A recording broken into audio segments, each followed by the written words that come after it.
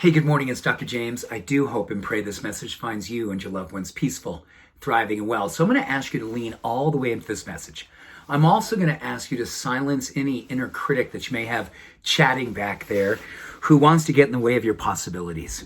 You know, this time of the year I love so much because I feel like we're wrapping up, and I do believe strongly that this year, oh my goodness, please be wrapped up. Let's put a tight bow on you so you can't get back out and create all the havoc and all the sadness and all the heartache of this past year. But let us take some of the lessons that have come through this past year. You know what I've learned so much over these last number of years, and particularly this last year? I've learned it clinically in medicine. I've learned it through living 57 years. I've learned it through living and losing people. I've lost 2 dads this year. I believe so strongly that, very unfortunately, when we define a good life here in this world, we tend to connect it to someone who's been here at least maybe 60, 70, 80 years. You get that long into life, 70, 80 years plus, we go, oh, they lived a good life. But you know what? In all due respect, that's not always true. I know a lot of people who've been on the planet for a long time and may not, for various reasons, be living a good life. And I've also been around people who've been here less than their time in terms of chronology, 20, 30, 40 years, and left the planet early. But people said, wow, they lived a good life. So I'm going to ask you this morning to maybe get very, very clear about what a good life looks like to you. When you kind of do your friend inventory, do you have people around you who are rooting for your truth? Not necessarily for you to be living up to the status quo and the groupthink and fitting in, but they see your secret sauce and they just say, you know what? Pour your secret sauce all over your life, because I don't want you to censor the most beautiful parts of you. To have a friend like that who roots for you to come alive each and every day by reminding of you who you really are, that is a good life. I also believe strongly, you look at the science about purpose. People often look at the idea of purpose about what it is they find that, oh my gosh, this is my purpose.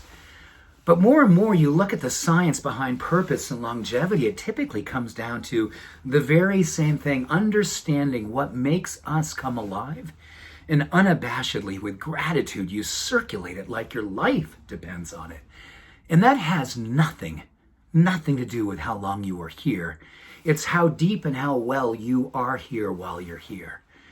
And as we wrap up 2020 and we get an opportunity to take stock about the things in our life that maybe we're missing, the things in love and life that we knew that we were craving during this time of social distance and quarantine and all the different things that have been happening in all of our lives, maybe take a moment and just say, oh my goodness, this is the stuff that absolutely would be evidence of me having been judged by me and the ones around me who look to me and say, you know what? You are living a good life. What does that look like to you? What are you doing all day long? What do you do when you're with your friends? What do you do when you're with loved ones? And most importantly, what do you do when you're in your own beautiful space of just having a breath and stepping back and getting connected with presence and saying, oh my gosh, thank you, universe. Thank you, God, for reminding me about the preciousness and the blessing of being here and right now. Thank you for allowing me to be alive to witness another moment, another morning, another afternoon, another time with a loved one, another time with actually understanding that my good life is unfolding right before my very eyes. And so beautiful, because when people are connected to that level of purpose, that level of unknowing, that is the evidence of a good life. And according to the research in relationship to how our genes express themselves and our heart and our mind and our ability to absolutely be a vital specimen for the world to go, oh my goodness, now there's a good life. It absolutely comes down to that absolute knowing. The absolute knowing that purpose is deeper than what it is that we've accomplished. And it's much, much more connected to the things about being present. Present to the things that make us come alive. As Howard Thurman once said, don't ask yourself what the world needs. Ask yourself what makes you come alive. Because what the world needs are people who have come alive. Are you presently, or are you open to understanding what a good life looks like to you? And will you lean all the way into it? Will you lean into it so deeply that you fall in love with it?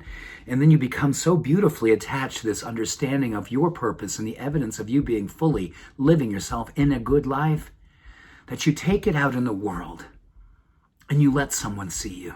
You let as many people as you can stand to lay eyes on you so they can say, oh, there's a permission giver. There's a light warrior. There's a way shower. Teaching them the same thing. The evidence of a good life is so much deeper, so much longer than years. It really is a sense of purpose.